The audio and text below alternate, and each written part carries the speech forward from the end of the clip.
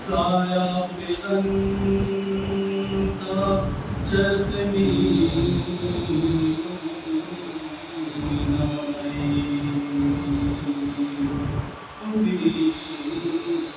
کے ساتھ رہتی تھی نما کے پاس سوتی تھی کے ساتھ رہتی تھی نما کے پاس سوتی تھی برے ناصر کھڑی زندہ کے دروازے پر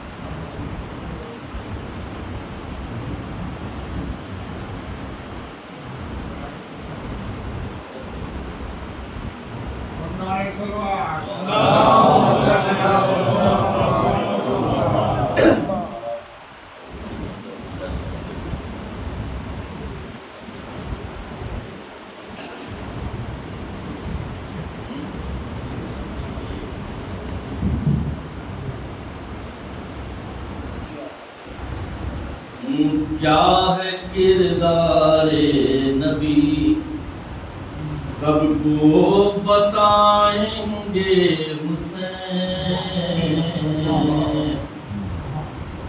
کیا ہے کردار نبی سب کو بتائیں گے حسین کیا ہے کردار نبی سب کو بتائیں گے حسین حر کو اپنے ہاتھ سے پانی پلائیں گے حسین حر کو اپنے ہاتھ سے پانی پلائیں گے حسین اور شیر زہرا کا سر شیر زہرا کا سر کچھ یوں دکھائیں گے حسین موت کی چھاتی پہ چڑھ کر مسکرائیں شیر زہرا کا سر کچھ یوں دکھائیں گے حسین موت کی چھاتی پہ چڑھ کر مسکرائیں گے حسین اور سر جھکا کر مجلس سے سرور میں آؤ تو صحیح سر جھکا کر مجلس سے سرور میں آؤ تو صحیح مثل حر تم کو بھی سینے سے لگائے سر جھکا کر مجلس سے سرور میں آؤ تو صحیح مثل حر تم کو بھی سینے سے لگائیں گے حسین اور خود کریں گی آیتیں خود کریں گی آیتیں حلقے بریدہ کا طواف خود کریں گی آیتیں حلقے بریدہ کا طواف جب سنا کی نوک پہ قرآن جب سنا کی نوک پہ قرآن سنائیں گے حسین، جب سنا کی نوک پر قرآن سنائیں گے حسین. بس یہی تو سوچ کر، بس یہی تو سوچ کر شاید علی اصغر ہنسے،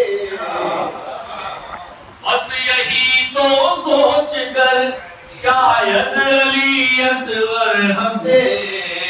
میں اگر رونے لگا تو ٹوٹ جائیں گے،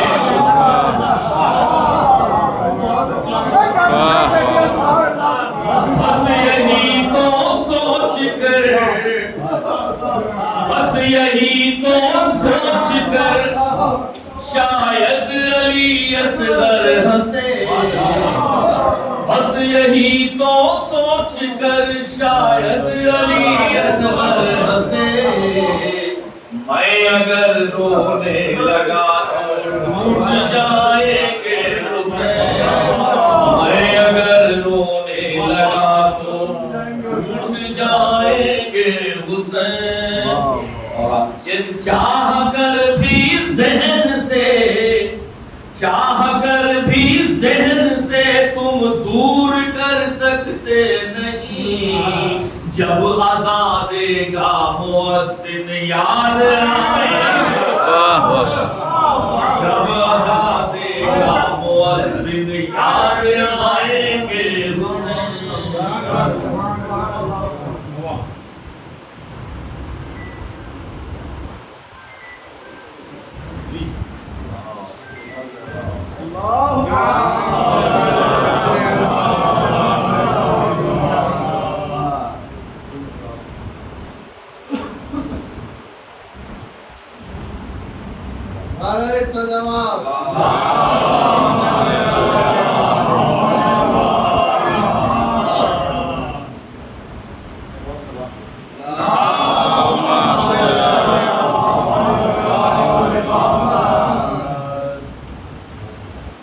ایک مرتبہ سورہ ہم 3 مرتبہ پڑھے کرتے ہیں.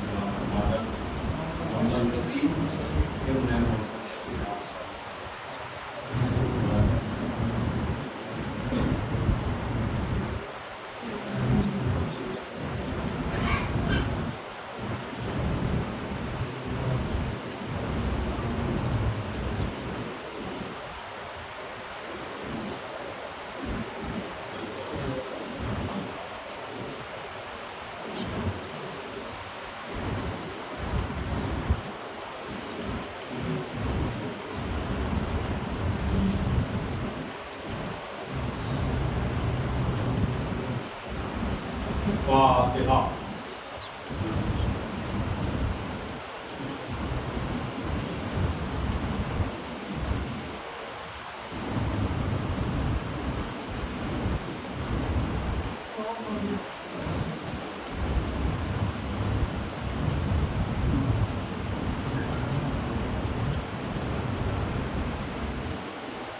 اعوذ باللہ من الشیطان اللعین الرجیم. بسم اللہ الرحمن الرحیم.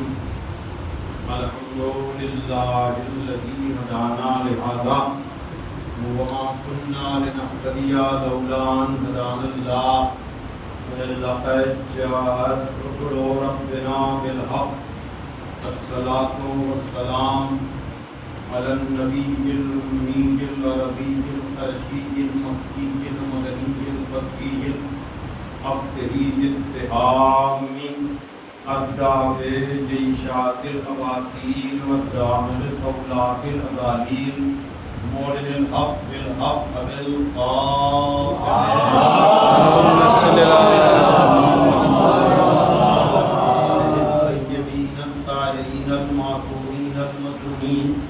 الذين أذهب الله عنهم الرجس وطهرهم تطهيرا.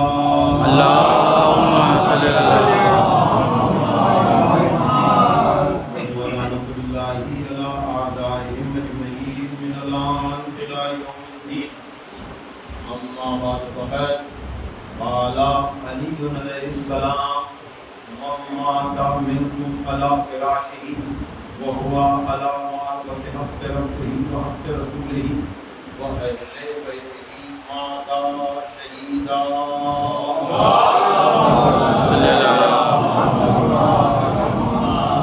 بزرگان محترم و دوستان عزیز، یہ 40ویں کی مجلس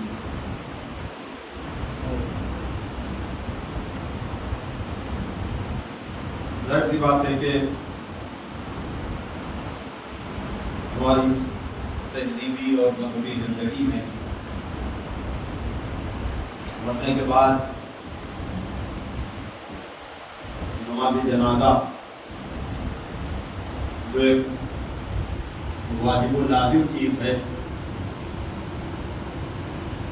اس کے بعد اگر کوئی اہم ترین چیز سماجی طور پر سمجھی جاتی ہے تو وہ 40ویں کی مجلس ہوتی ہے۔ یقیناً ہم تعزیت پیش کرتے ہیں ان کی اولادوں کی خدمت میں اور اس مریضہ کی خدمت میں جس کے شوہر کا انتقال ہوا، اور سارے عزیز اور اقربا ان کے لیے طالب دعا ہے کہ پروردگار عالم ان کو صحت کاملہ اور عاجلہ نصیب کرے اور مرحوم کی مغفرت کرے اور ان کے درجات مانے۔ دیکھیے،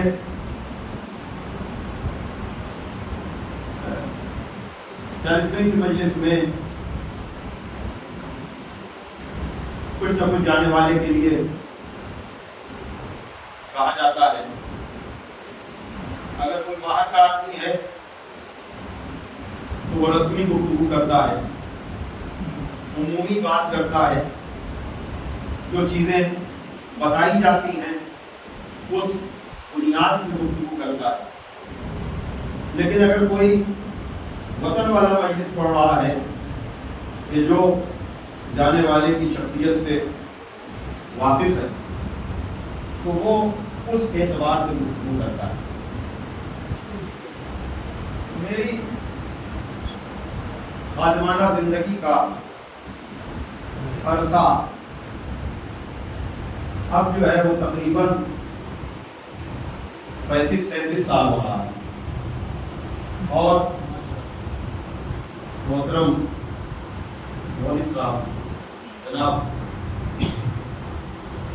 یہ مجھے جو ہے وہ سب سے پہلے گرفتار کرنے والے شخص بیٹھے ہوئے ہیں، یہ ہیں جن کو پہچان لیجیے، یہی وہ تھے کہ جو کارمین کے گیٹ پر سرفراز صاحب کے ساتھ بیٹھے ہوئے تھے، اور میں جو ہوں وہ دیانت الدولہ سے میرے خیال سے زیارت کر کے آ رہا تھا، رمضان بالکل قریب تھا۔ ان دونوں نے 16 سال کے لڑکے سے ذرا آپ اندازہ کریں پوچھا کہ نماز پڑھائیں گے آپ؟ جو ہو سکتا ہے کہ تم کہا ہو کیونکہ بڑے تھے، انہوں نے کہا نہیں بھائی میں تو ابھی تم ہو، کہنے لگے نہیں نہیں۔ اچھا لکھنؤ میں کیا اپنے آپ ہی آپ نے دیکھا ہوگا کہ یہ طالب علم بہت سے آئے ہیں اس طرح کے، لیکن وہاں کی تہذیبی زندگی جو تھی وہ ایسی تھی کہ میں نے بہت عرصے نماز پڑھائی ہے پھولسری کی مسجد پہ۔ پھولسری کی مسجد کا جو جغرافیہ ہے وہ شہنشاہ بلڈنگ کے سامنے کا ہے، ضعیف بھائی جانتے ہیں، اور ڈاکٹر قلب صادق صاحب کی سسرال شہنشاہ بلڈنگ۔ ایسا بھی ہوا، میں یہ بتا رہا ہوں کہ ہمت افزائی اور بڑھاوے کے لیے کہ ڈاکٹر قلب صادق صاحب جیسا اپنے سسرال میں مثلاً آیا، مغرب کا وقت آ گیا تو وہ شہنشاہ بلڈنگ سے نکل کے سامنے پھولسری کی مسجد میں مثلاً آ گئے، اور ایسے ہی سادگی سے اگر ہم نے کبھی کہا بھی کہ آپ آئیے، کہا نہیں نہیں۔ جب مطلب میں وہاں نماز پڑھا رہا تھا تو ابھی مولانا حسنین باقری صاحب مسجد پڑھنے جو گئے ہیں ان کے والد وہ میرے بہت شفیق استاد تھے، اور ظاہر سی بات ہے کہ ان کا سسرال بھی زید پور کا، یعنی منافی صاحب کے وکیل زید پوری صاحب کے بہنوئی، تو غافر صاحب اس وقت جو ہے مولانا زاہد صاحب کیا کرائے پر رہا کرتے تھے، اور میں مطلب کازمین میں ان کی بات تمام ہو جائے تو وہ مسجد کون سی تھی مجھے مستو بھائی تک لے کر آنا، اس لیے میں یہ تمہید پیش کر رہا ہوں یہ کاظمین کی پشت پر ایک مسجد ہے جسے مسجد خاک شفا کہا جاتا ہے. یہ بہت سے لوگوں کے لیے نئی بات ہوگی. وہاں مسجد کے اندر ایک پوری مسجد بنی ہوئی ہے خاک شفا کی. آپ میں سے اکثر کوئی بات پتہ نہ ہوگی، شاید اگر یہ گواہی نہ دیں تو لوگ یقین بھی نہ کریں. یعنی ایک مسجد ہے چھوٹی سی بنی ہوئی، اس مسجد کے اندر مطلب اتنے بڑے، اس کے آدھے ایریے میں بھی جتنا بڑا ہال ہے اس سے آدھے ایریے میں پوری مسجد خاک شفا سے بنی ہے. یعنی لکھنؤ والوں کی عظمت کو سلام نہ کیا جائے تو کیا کیا جائے. یعنی دیانت الدولہ کا جو کربلا ہے وہ تو ہے ہی شبیہ کربلا، لیکن وہاں سے اتنی خاک کا لانا، اور یہ فرضی معاملہ نہیں ہے، یہ تاریخ میں رقم ہے کہ مسجد کے اندر ایک پوری، یعنی اس طرح سے نہیں کہ آپ چھوٹا سا تازیہ ہو، نہیں، ایک بڑے ایریے میں جو ہے، اور ابھی بھی اسے کور کر دیا گیا ہے. یہ نہیں کہ اسے شیشے وغیرہ سے لگا کر کے وہ جنگلے لگا دیے. دیکھ رہے نا، یہ مطلب میں تاریخ آپ کو سنا رہا ہوں. آپ کی تہذیب کی، آپ کی مذہب کی ایک سلام ہے جو محمد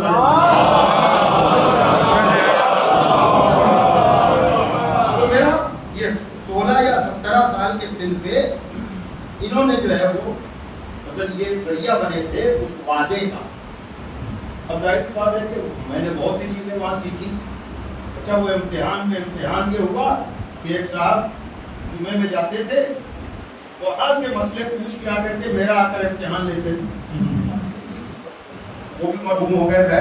اچھا وہ میرے لیے اتنا اچھا ہوا کہ جب سخت سوال ہوں گے تو پڑھائی بھی سخت ہوگی.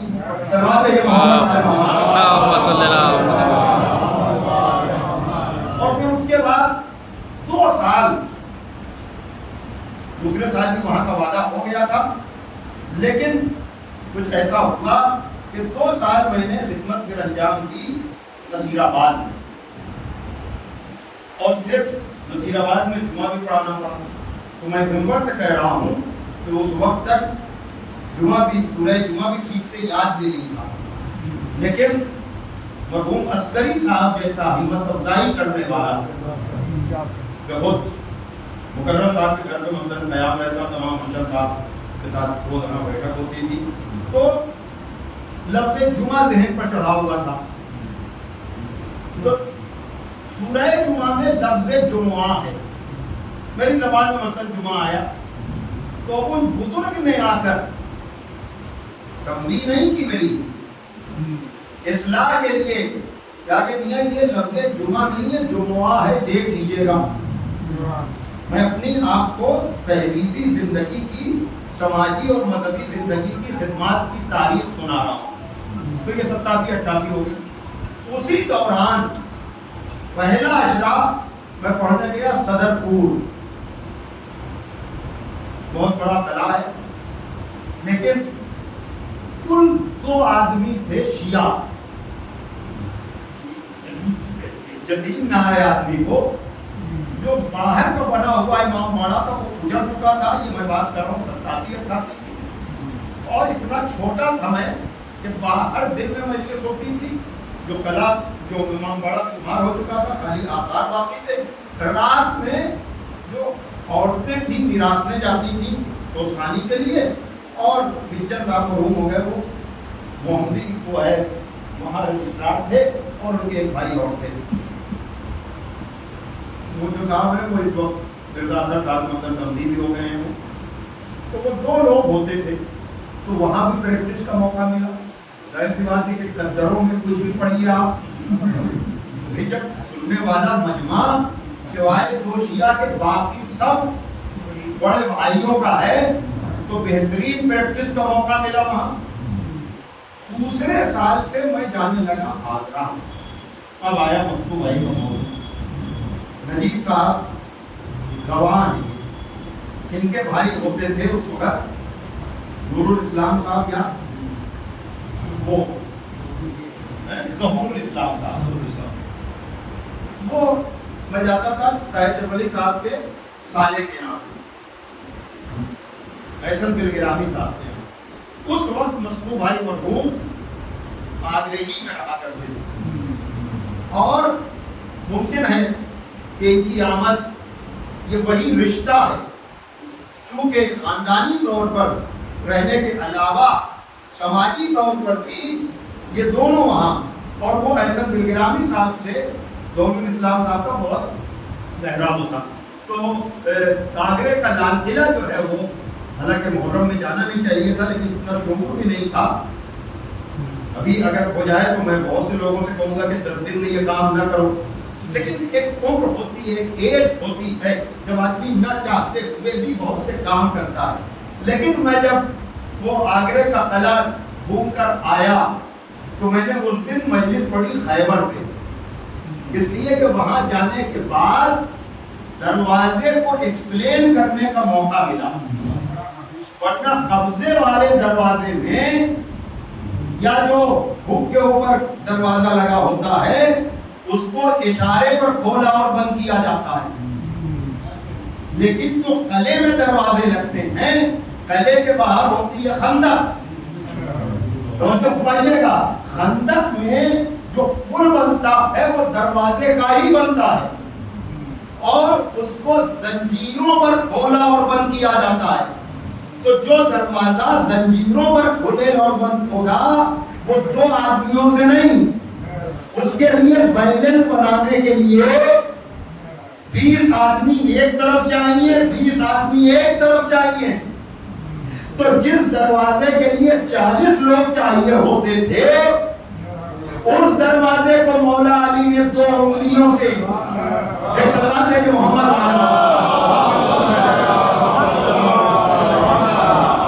اب ذرا سا وہاں 2 اشرے میں دوسرے سال جب میں گیا تو طاہر جبلی صاحب مرحوم کا انتقال ہو چکا تھا, آمروی صاحب کے ہاتھ میں چارج آ گیا تھا.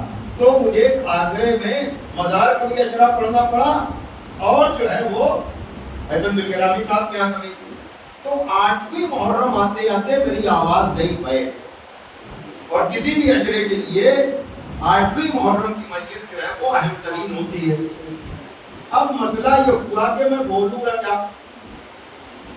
شیخ علی عباس صاحب جو بغداد میں رہتے ہیں, ان کے بیٹے لمبے سے بابی, وہ ان کی بہن جو تھی وہ شادی ہوئی تھی ان کی احسن دلگرامی صاحب کے ساتھ. میں گیا شہید ثالث کے مدار پہ, میں نے کہا آپ کی تو زبان اس راستے میں کٹی ہے, اگر 8ویں محرم کی مجلس مجھے پڑھنی ہے, اگر آپ میری آواز کے لیے ذریعہ بن جائیں کہ کھل جائے تو میں کل غازی کا تذکرہ کر دوں. اب میں جب وہاں گیا تو وہ ان مرحوم کی احسن دلگرامی صاحب بھی مرحوم ہو گئے, ان کی زوجہ جو ہیں وہ دوا ہوا لیے ہوئے 12-1 بجے رات میں بیٹھی ہوئی تھی اور کہہ رہی تھی کہ آج تو عورتوں نے آپ کی آواز کو کچھ سمجھائی نہیں, اتنی آواز پڑی ہوئی تھی, یہ ساری دوا رکھی ہوئی ہے. مستو بھائی کا ذکر یہاں سے ہے کہ وہ ملنے کے لیے آ گئے مثال کے طور پر 9 محرم کو, اور کچھ دوا ہوا اور یہ ہوا کہ چل کے ڈاکٹر کو دکھا دیا جائے. تو وہ عقیدت کی دنیا کی میں بات کر رہا ہوں کہ ان کا جملہ مجھے آج تک یاد ہے کہ 9ویں 10ویں محرم کو ہم لوگوں کے یہاں مریض بھی دوا نہیں کھاتا. دیکھیے بھائی عقیدت کی بات میں بتا رہا ہوں کہ مطلب یہ اب ظاہر سی بات ہے کہ زمانے کی ترقی کے ساتھ اور اس کے ساتھ عقیدتیں مجروح ہو رہی ہیں اور بہت سی چیزیں کم سے کم ہوتی چلی جا رہی ہیں. مثال کے طور پر کل تک عاشور کے دن اگر آپ ننگے پیر نہیں ہیں تو آپ کی عقیدت پر سوالیہ نشان لگ سکتا تھا, ہے نا یہ. لیکن دھیرے دھیرے جیسے جیسے زمانہ ترقی کرتا جا رہا ہے بہت سی عقیدت کی باتیں ہیں کہ اب جو ہے کل تک جو سادہ زندگی تھی, جو سادہ زندگی تھی, اب دھیرے دھیرے جو ہے مادیت کا غلبہ ہوتا چلا جا رہا ہے اور ہمارے یہاں ان چیزوں کی کمی ہوتی چلی جا رہی ہے. یہ ترقی بھی ہے اور مادیت بھی ہے. میں نے بہت وقت آپ کا لے لیا, لیکن میری ہمیشہ یہ گزارش رہتی ہے کہ ہم اگر اپنی عزاداری کو جتنا زیادہ سے زیادہ محترم اور عقیدت والا بنائیں گے اتنی ہم میں شرافت ہوگی, اتنی ہم میں نجابت ہوگی, اتنی ہم میں طہارت ہوگی. اس لیے کہ جو عزائے حسین کا احترام کرے گا, ایک سوال دے دیجیے محمد والے, دیکھیے میں نے سہارا لیا ہے ایک عقیدت سے, اور عقیدت ضروری نہیں ہے کہ اس کی پشت پر علم ہو. بس تمہید میں نے بڑا وقت آپ کا لیا ہے اور بہت کافی مجلس شروع ہونے میں آلریڈی ہو چکی ہے اور میں لوکل ذاکر ہوں، اس لیے ویسے بھی آپ کا حق بنتا ہے کہ آپ مجھے کم سے کم سنیں اور میں کم سے کم ہی وقت میں اپنی بات تمام کر دوں گا، اس لیے کہ جو بیچارہ نیا آتا ہے اسے تو پورا زور اس لیے بھی لگانا چاہیے کہ سال میں ایک دفعہ بلایا گیا ہے، تو اگر وہ کمی کر کے جائے گا تو اسے تو یہ احساس ہو سکتا ہے کہ شاید میں آپ کی خدمت نہیں کر سکا، میں اپنا علمی لوہا نہیں منوا سکا، لیکن جس کی جہالت کا آپ کو پہلے سے علم ہو اس کو اپنا لوہا منوانے کی کوئی ضرورت نہیں ہے۔ ایک سلام ہے کہ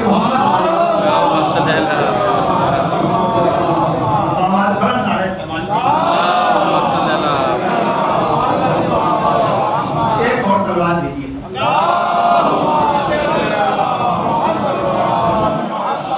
لیکن میں نے اس وقت کی گفتگو کے لیے جو الفاظ ذریعہ بنائے ہیں اس کا تعلق بھی عقیدت اور عقیدے سے۔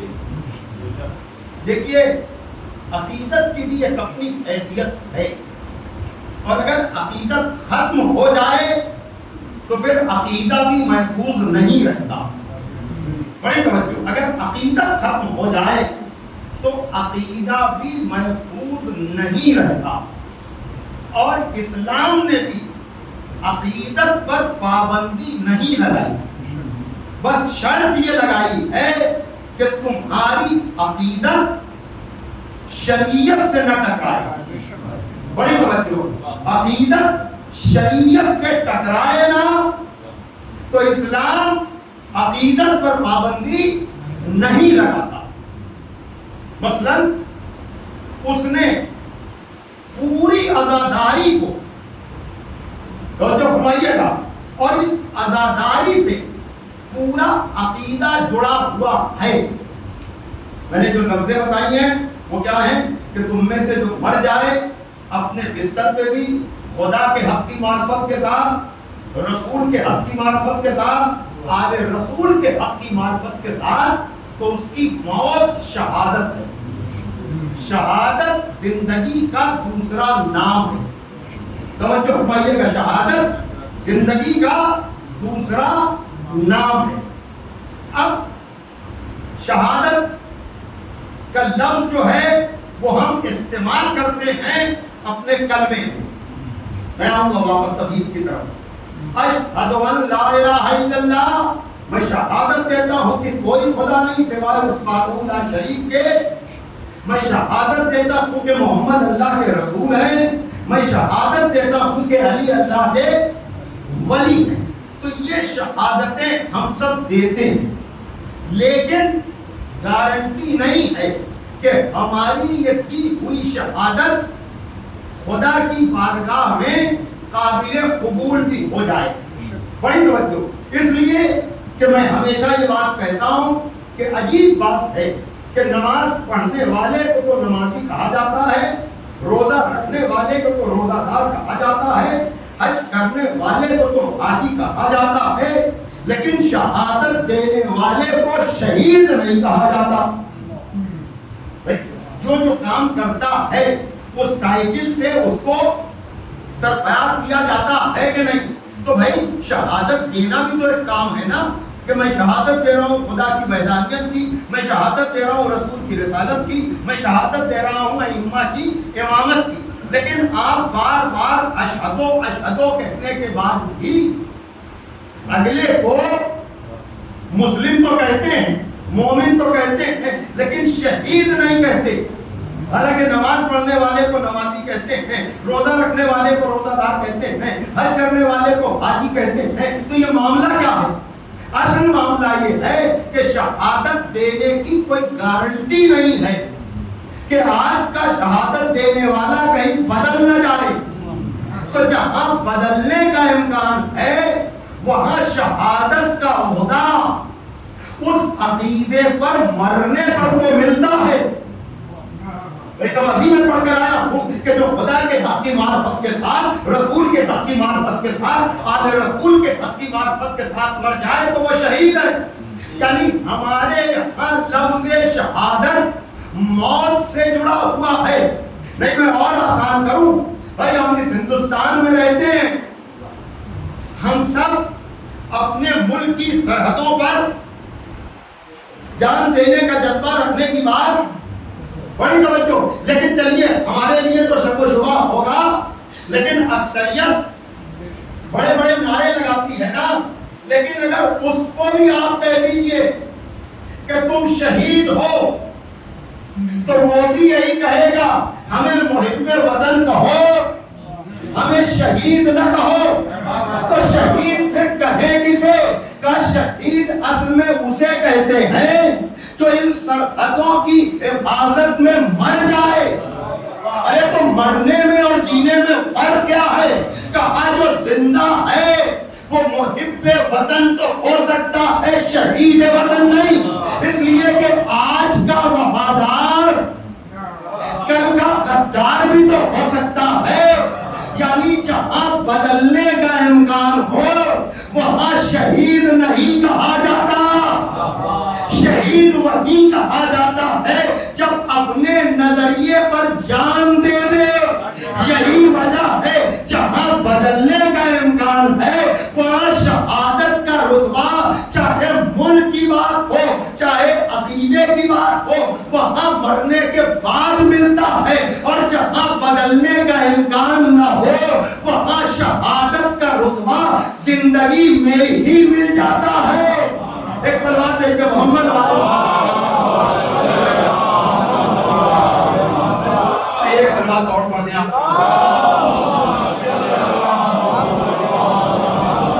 بات ذرا سا سطح عمومی سے بلند ضرور ہوئی ہے، لیکن اب میں دلیل بھی تو دے دوں لفظ شہادت کی حد تک. اور وہ کیا قرآن میں آ رہا ہے، یقول الذین کفروا لست مرسلا قل کفی باللہ شہیدا بینی و بینکم ومن عندہ علم الکتاب. اے رسول اگر یہ تمہیں رسول نہیں مانتے ہیں تو ان سے کہہ دو کہ ہماری شہادت کے لیے ایک اللہ کافی ہے اور ایک وہ جو پوری کتاب کا عالم ہے. یعنی ہم شہید بنیں گے بھی تو مرنے کے بعد. بڑی توجہ. اور جس کے بدلنے کا امکان نہیں ہے وہ خدا کے ساتھ شہید بنا ہوا ہے. سلوات بھیجو محمد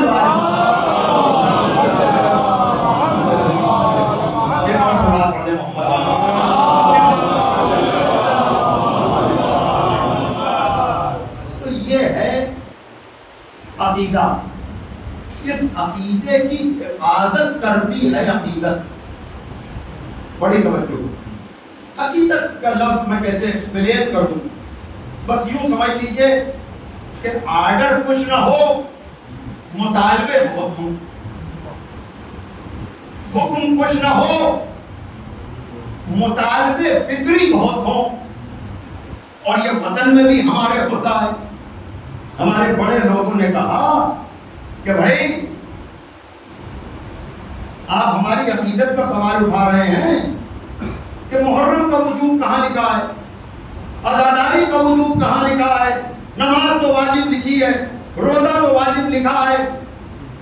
تو سوال یہ پیدا ہوتا ہے کہ آپ وطنی سے اس مسئلے کو سمجھ لیجئے. 15 اگست میں حاضری کہاں لکھی ہے، 26 جنوری میں حاضری کہاں لکھی ہے. میں بھائی آپ بتائیں آپ سے جو ایگریمنٹ سرکاری نوکری میں ہوتا ہے کیا اس میں یہ لکھا ہوتا ہے کہ 15 اگست میں نہ آئے؟ بھائی ریٹرن میں 15 اگست اور 26 جنوری کا معاملہ ریٹرن میں نہ ہوگا. لیکن اگر آپ پورے سال نہ جائیں تو آپ کو کہیں سے چھٹی لے لی، ختم ہو گئی بات. لیکن اگر 15 اگست میں آپ کہاں تھے بتائیے، 26 جنوری میں آپ کہاں تھے بتائیے، لے جا کر کے سرٹیفکیٹ لگانا پڑتا ہے کہ ہم وہاں نہیں تھے مگر وہاں تو تھے. بھائی توجہ فرمائیے گا. تو مسئلہ یہ ہے کہ اتنے دنوں معاملہ گنا جائے گا حاضری پر، لیکن 26 جنوری اور 15 اگست کی حاضری نہیں ہے، وفاداری ہے. بھائی توجہ فرمائیے گا. تو اسی طرح سے عزاداری ریٹرن میں واجب کہیں نہیں ہے، لیکن آپ کو اتنا پتہ ہی نہیں ہے کہ نماز کا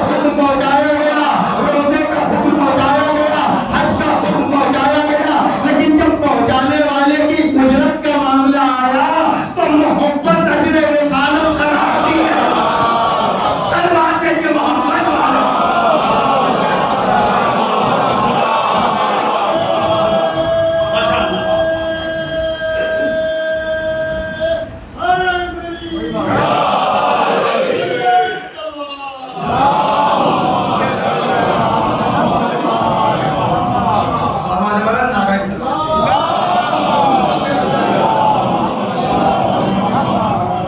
बस मैंने मजलिस को तमाम कर दिया। मोहब्बत को अज्र रिसालत करार दिया गया और इसी पर लोगों को शक होता है।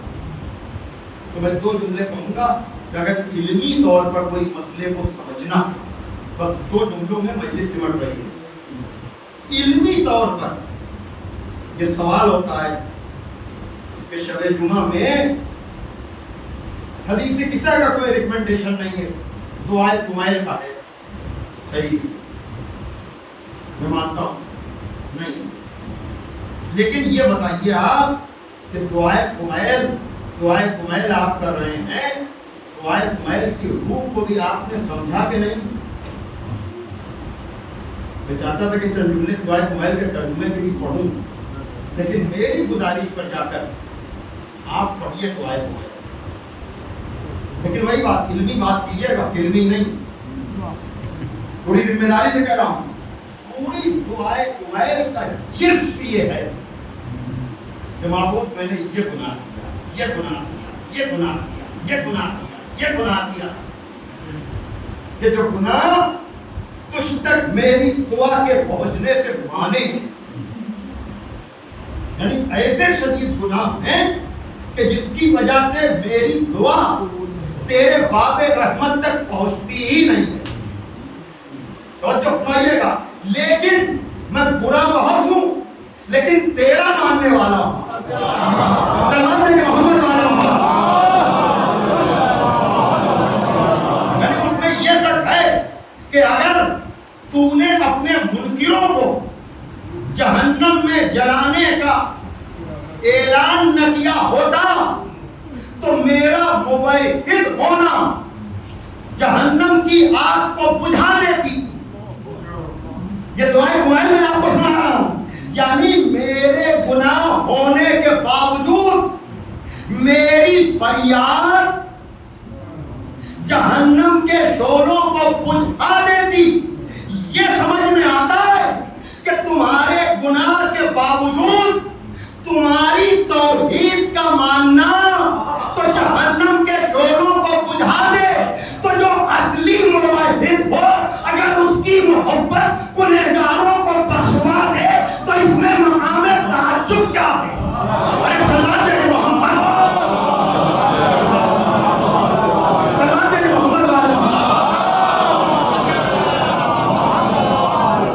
बाबा रमजान आ गए। सलाम दे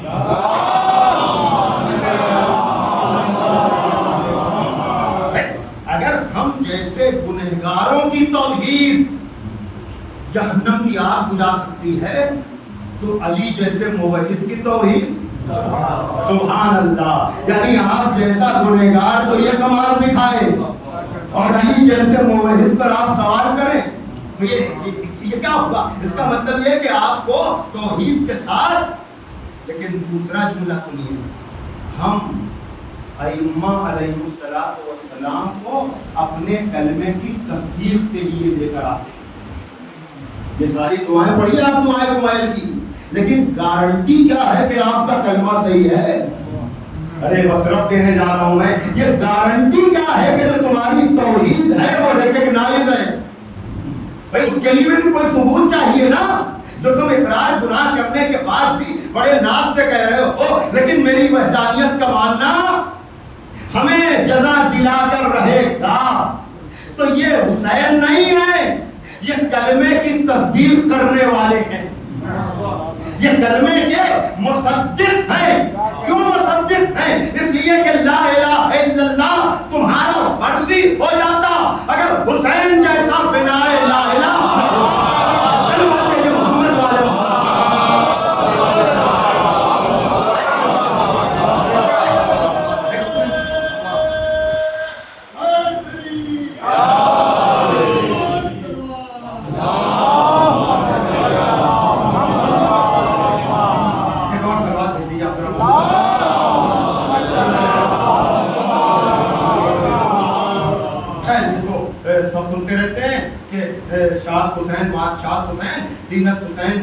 مناف حسین سردار ندار دست در دست یزید حقہ کے بنائے لا الہ حسین. لیکن اب افتخار عارف نے جو کہہ دیا میانے تیر و سنا لا الہ الا اللہ, میانے تیر و سنا لا الہ الا اللہ, حدیث شعلہ بجاں لا الہ الا اللہ. جہاں رسول وہیں علی کے نقش قدم, جہاں حسین وہیں لا الہ الا اللہ. محمد والے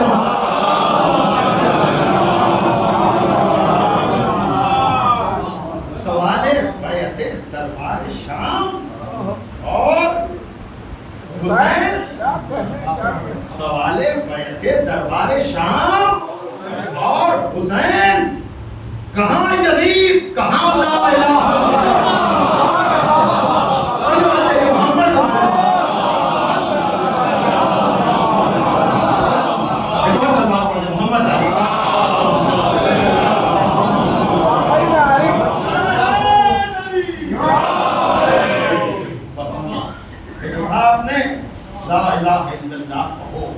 محمد رسول اللہ کہو, لیکن تصدیق کے لیے حسین جیسا امام بھی تو لاؤ, ورنہ تمہارے کلمے کو ریکگنائز کون کرے گا, تمہارے کلمے کو مانے گا کون؟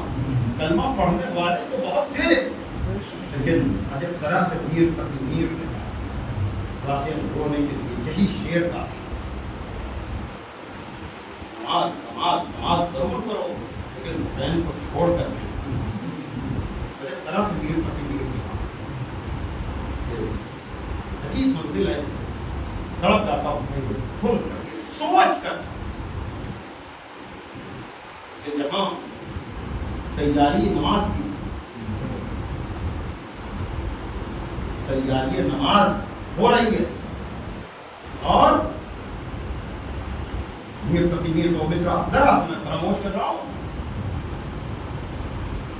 بدتر سے کافروں سے مسلمان کر رہا ہے کہ وہ جو حسین کو چھوڑ کر نماز کی تیاری کر رہے ہیں, شبیر ہوئے نعرے تکبیر کے ساتھ جو لا الہ الا اللہ تکبیر پڑھنے والا ہو اس کے اوپر اور یہ چیز کرواتی ہے.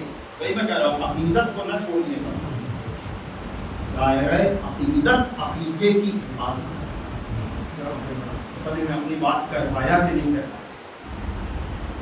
پایا. گاڑی واجب نہیں ہے لیکن سارے واجبات کی محافظ, اور یہ عقیدت سب کے یہاں ہے لیکن اپنے اپنے ظرف کی بات ہے. بتائیں کربلا میں کیا ہوگا, سوچیے آپ. وہی بات, یہ فضائل اگر نہ ہونا تو پھر وہی انجام ہوگا عقیدے کا جو کربلا میں کلمہ پڑھنے والوں کو.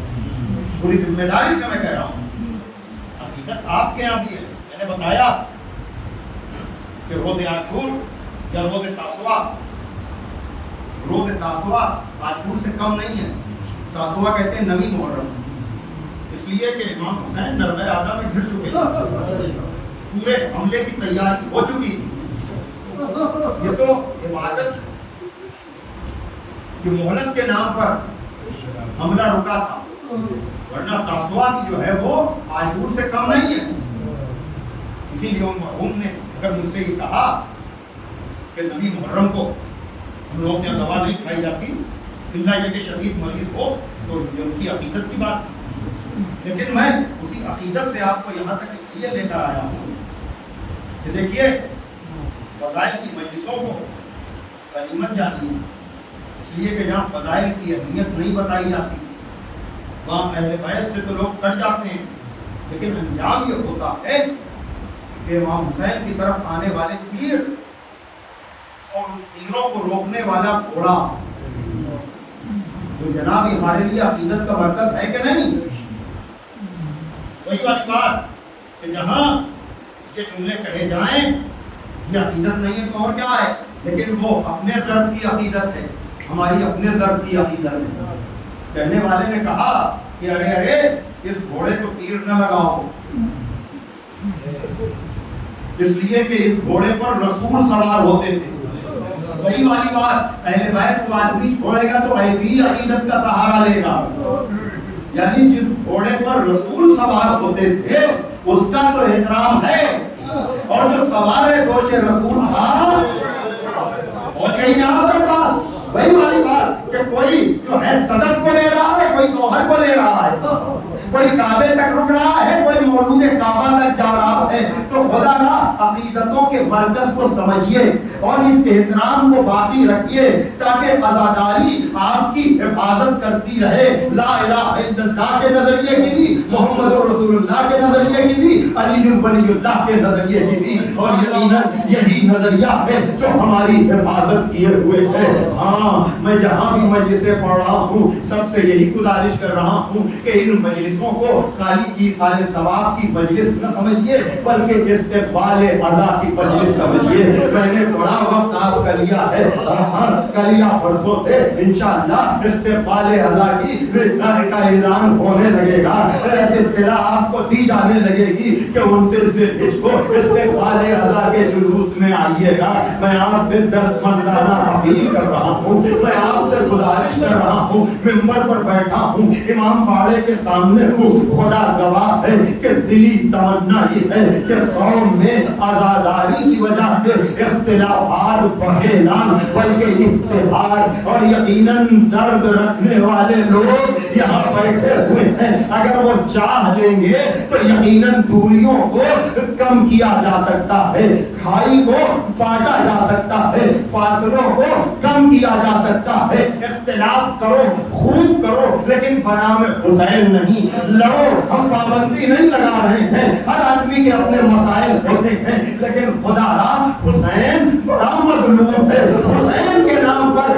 دوریاں دور کرنے کی کوشش کرو۔ ہاں سب چوٹ کے کریں اپنے اعتبار سے، لیکن اگر نیک ایک آدمی اپنے طور پر یہ سوچ لے کہ آنے والے محرم میں دعائے زہرا لینے کے لیے ہم قوم کو اکٹھا کرنے کی کوشش کریں گے، یقیناً میرے الفاظ آپ کے دلوں پر اثر کر رہے ہوں گے، اس لیے کہ یہ فرش اللہ اپنا اثر دکھاتا ہے۔ آپ کیا، آپ تو بہت سے اس میں ہے، اکثریت خاندانی سادات کی ہوگی، کوئی اپنے کو حسنی کہتا ہے، کوئی اپنے کو حسینی کہتا ہے، کوئی اپنے کو علوی اور زیدی کہتا ہے۔ میں تو کہہ رہا ہوں حسین جو ہر کو پلٹ کے اللہ اکبر حسین، اور پھر وہی بات یقیناً میں چاہتا تھا کہ مجلس یہی تمام کر دوں، لیکن پھر وہی مولا نے جملہ ادا کیا نہ چاہتے ہوئے بھی، لیکن یہ مجمع تڑپے گا، یہ مجمع روئے گا۔ مجھے دلیل مل گئی اپنی بات کے لیے، جہاں سے میں نے شروعات کی تھی، جس طرح سے مجلس موضوع پر اس طرح سے آ گئی کہ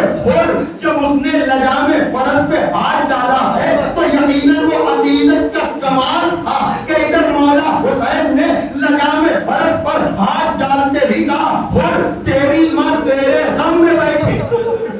اب یہ حسین کی ماں کا کمال تھا کہ خود نے طلب کر کہا کہ اگر آپ کی ماں زہرا نہ ہوتی شاید یہی احترام مادر حسین خود کو لشکر یزید سے لشکر حسین کی طرف لے آیا۔ تو اگر حسین کی مظلومی خود جیسے کو خود علیہ السلام بنا سکتی ہے تو آپ تو حسین کی نسل سے تعلق رکھتے ہیں، آپ تو سادات کرام ہیں کہ آپ کے دلوں میں نرمی نہیں آئے گی مولا حسین کے تذکرے سے۔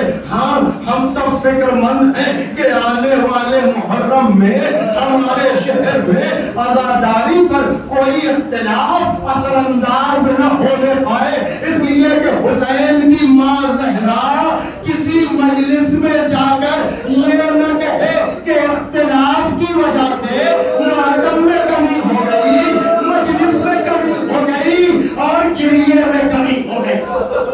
یقیناً میں جا رہا ہوں پرسوں، میں یہاں نہ رہوں گا، لیکن جہاں بھی رہوں گا آپ کے لیے دل سے دعا کرتا رہوں گا کہ خداوند عالم آپ کے جذبوں کو سلامت رکھے۔ میں نے ہمیشہ اپنے شہر پر فخر کیا ہے، اپنے شہر پر ناز کیا ہے۔ آپ کی عقیدت کو میں نے ہمیشہ رش کی نگاہ سے دیکھا ہے، چاہے یہاں کا جلوس ہو میری نظر رہتی ہے کہ جیسے جیسے وہ جلوس اس طرف بڑھتا جاتا ہے، چاہے وہ عاشور کا جلوس ہو چاہے وہ محرم کا جلوس ہو، ارے میں نے قلعے کی ڈھال پہ آپ کا کیا جانے والا محترم اس لیے کہ اس میں وہ مظلومیت ہوتی ہے، اس میں وہ کشش ہوتی ہے، تو خدا را میں آپ سے گزارش کر رہا ہوں، میں آپ سے اپنا درد دل بیان کر رہا ہوں۔ یقیناً سب عزادار ہے تو مولا حسین نے کہا تیری ماں تیرے غم میں بیٹھے، کہ اگر آپ کی ماں زہرا نہ ہوتی، یہی احترام کا عقیدت کا وہ مرکز تھا کہ جس نے شب عاشور خود کو ایسا پریشان کیا کہ پوچھنے والے نے پوچھا اے حر یہ آج تجھے کیا ہو گیا جو تو اس طرح سے تو ٹہر رہا ہے؟ کیا سمجھنا چاہتے ہو کہ میں پریشان کیوں ہوں؟ دریا کے کنارے ان سپاہیوں کو لایا، خیام حسینی کی طرف سے ہوا کا جھونکا آیا، چھوٹے چھوٹے بچوں کی آواز آتا قد قتلنا ہائے پیار ہمیں مارے گا۔ آپ نے کیا خدا گواہ ہے کہ ایسے سخت مسائل پڑھنے کا میرا ارادہ نہیں تھا، لیکن شاید اس مرحوم کا یہ جملہ ایسی مجلس کا ذریعہ بن گیا ہو کہ جب نبی محرم کو یہ کہے کیسے دوا کھا لے جہاں علی اصغر پیاسے جہاں سکینہ پیاسی۔ جزاکم ربکم۔ بہرحال یہی ہو، اب جب آئے ہیں تو ایک مرتبہ ہاتھ رومال سے بلوائے ہیں، چہرے پر نقاب ڈالی ہے، کیا مجھے ایسے لے چلو جیسے مجرم کو لے چلا جاتا ہے؟ خدا جانے والے کی مغفرت کرے۔ عباس و علی اکبر جب استقبال کے لیے آئے، نعرہ تکبیر کا کلمہ استرجاع کا اصحاب کے بعد عباس و علی اکبر آ رہے ہیں، کہا جب میرا مولا آئے تو مجھے بتا دینا، جب منزل قریب آئی بیٹے نے کہا اللہ اکبر، کہا تھا حسین، ایک مرتبہ حر نے قدموں پہ گرایا، کہا کیا میری خطا بھی معاف ہو سکتی ہے؟ سینے سے لگایا، اے حر تیری ماں نے تیرا کیا اچھا نام رکھا ہے کہ تو دنیا میں بھی آزاد رہا آخرت میں بھی۔ واہ حسینہ واہ مظلومہ علی لعنت اللہ القوم الظالمین سیعلم الذین ظلموا کیف منقلبون۔ اس ذکر کو مرحوم کے لیے بہترین کی خالص پروردگار ہم سب کو عزاداری کیفیت، اس کی کوالٹی اور اس کی کمیت یعنی کوانٹٹی میں اضافہ بننے کا سبب بننے والوں میں قرار دیا۔ اس فرض پر میں دعا کر رہا ہوں پروردگار یہاں بیٹھے ہوئے فرد کو کسی بھی اعتبار سے دل میں تو نہیں ہوگا لیکن کبھی کبھی انجانے طور پر وہ چیزیں ہو جاتی ہیں جس کو آدمی چاہتا بھی نہیں ہے۔ پروردگار ہم میں سے کسی کو بھی جانے انجانے کسی طور پر بھی عزاداری کی کیفیت، عزاداری کی کوالٹی اور عزاداری کے مجمع میں کمی ہونے والوں میں قرار نہ دے۔ پروردگار عالم ہمارے ایمان کو کامل فرما، ملت کو متحد فرما۔ سرکار امام زمانہ اجل اللہ تعالیٰ فرج شریف تعظیم اور اس لائق بنا کہ ہمارا سماج کو ان کے انصار اللہم تقبل منا انکا انت السمیع العلیم۔ پھر آپ گزارش کی جاتی ہے کہ ہم 3 مرتبہ سورہ توحید کا فرما کر مرحوم محمد مسیح ابن محمد شفیع صاحب ان کے لیے